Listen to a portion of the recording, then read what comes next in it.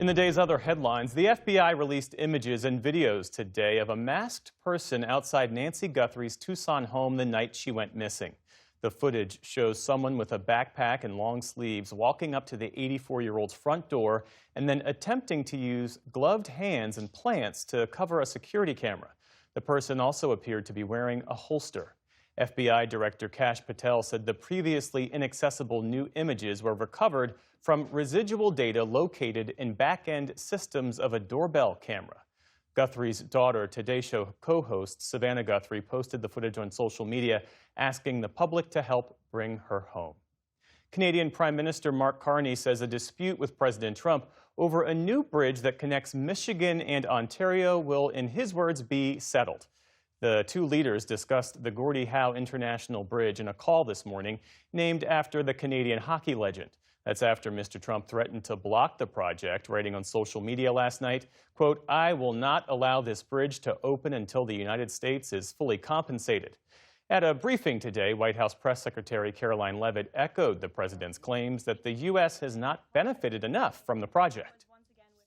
The U.S. should own at least half of the bridge, have shared authority over what passes across it, and participate in the economic benefits generated by its use. This is just another example of President Trump putting America's interests first.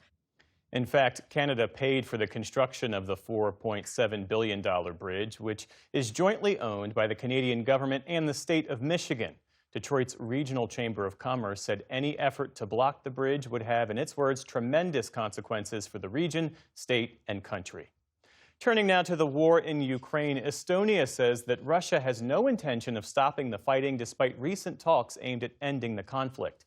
In their annual assessment, Estonian officials instead found that Moscow is using the negotiations as a tool for manipulation to buy time to build up its military.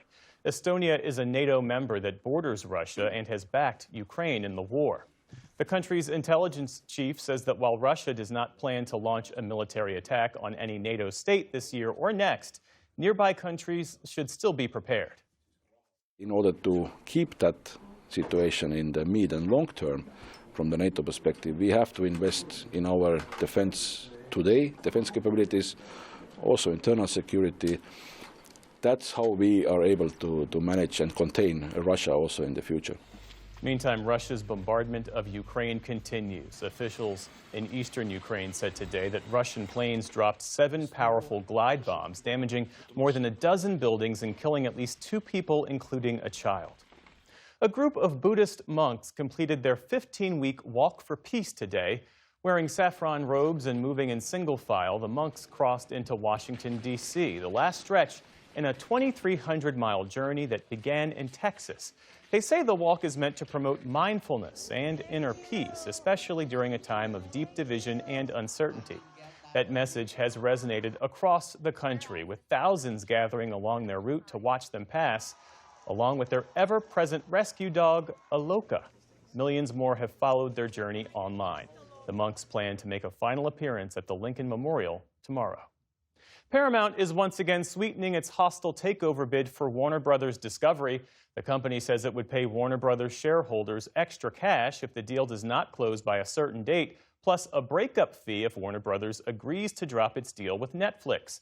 But the underlying offer from Paramount remains unchanged at $30 per share. Warner Brothers stock jumped more than 2% after the news. Elsewhere on Wall Street today, stocks ended mixed after a disappointing report on retail sales.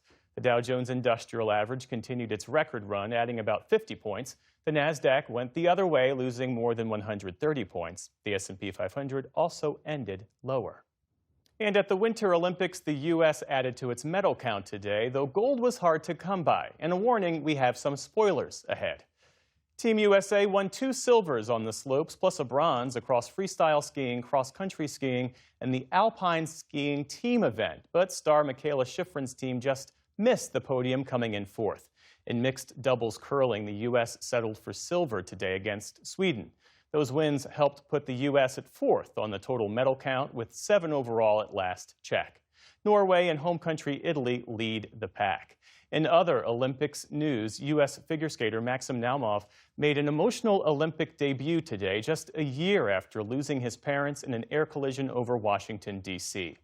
And the U.S. women's hockey team beat Canada 5-0 in a group stage matchup as the two nations renewed their historic rivalry on the ice. Still to come on the News Hour, a mother tells of her experience being detained along with her U.S. citizen children. We sit down with a spokesman for Iran during a potential inflection point in its relations with the U.S. And acclaimed opera singer Denise Graves takes her final bow. This is the PBS News Hour from the David M. Rubenstein Studio at WETA in Washington, headquarters of PBS News. Support journalism you trust. Support PBS News. Donate now, or even better, start a monthly contribution today.